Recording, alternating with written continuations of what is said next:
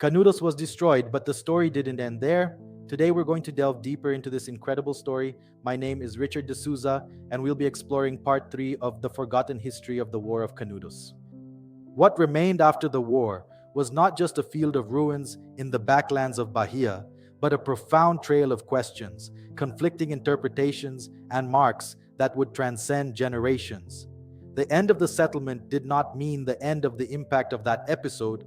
On the contrary, it was from the destruction that Canudos came to occupy a definitive place in the memory of Brazil. What was once treated as a distant threat now became one of the most debated and controversial events in national history. After the fall of Canudos, the scene encountered by the troops and the few survivors was one of complete devastation. The settlement had been reduced to rubble, and most of its inhabitants had been killed during the conflict. The silence that enveloped the region contrasted sharply with the intensity of the fighting that had taken place there shortly before. The backlands, already marked by natural difficulties, now also bore the scars of a war that had completely transformed the landscape and the lives of those who had lived through it.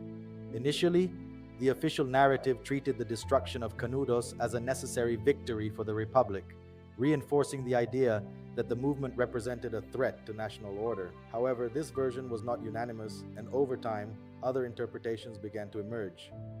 From the beginning, Canudos was surrounded by different interpretations. For the government and part of the press at the time, the settlement was seen as a hotbed of religious fanaticism and political resistance that needed to be eliminated. For other observers, especially those who had direct contact with the reality of the backlands, what had occurred was much more complex. The conflict came to be analyzed not only as a war, but as the result of a series of social, economic, and political factors. Extreme poverty, the abandonment of the backlands, regional inequality, and the lack of state presence were fundamental elements in the emergence and growth of the movement led by Antônio Conselheiro. One of the main figures responsible for transforming Canudos into a historical landmark was the writer and journalist Euclides da Cunha. Initially sent as a correspondent to cover the conflict, he witnessed the events firsthand and years later published the work Os Sertões Backlands. In this book, Euclides presented a profound analysis of Brazil at the time, addressing not only the war itself, but also the social, geographical, and human context of the backlands. His work offered a more critical and detailed view of the conflict, questioning how the government handled Canudos and revealing the complexity of that episode.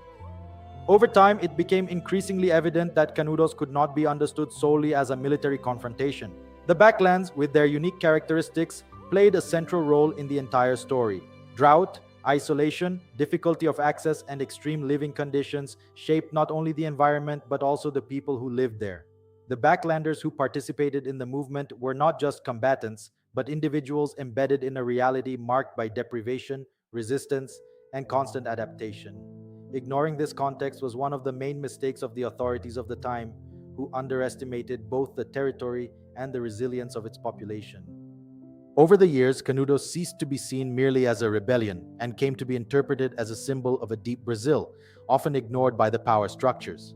The conflict highlighted the distance between the state and a large part of the population, showing how entire regions lived practically on the margins of the country's political and economic decisions.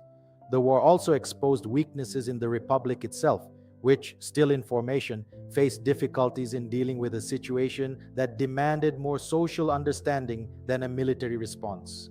The choice of force ended up resulting in one of the most violent episodes in national history.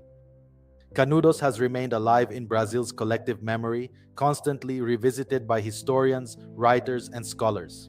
The episode has come to be studied as a landmark that reveals not only a specific conflict, but also structural aspects of the country, such as inequality, social exclusion, and regional conflicts.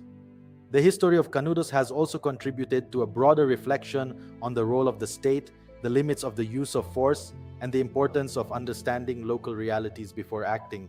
Over time, the conflict has ceased to be merely a military episode and has come to be recognized as a fundamental event for understanding Brazil. Canudos wasn't just a forgotten war in the backlands, it was a mirror of a country still trying to understand itself. It was the violent encounter between two worlds that didn't recognize each other. On one side, the central power trying to impose order. On the other, a population seeking to survive in its own way. And perhaps the greatest lesson Canudos left behind isn't in the victory or defeat, but in what it revealed about Brazil. Because more than a century later, the question remains open: how many Canudos still exist? Invisible, ignored, and waiting to be understood.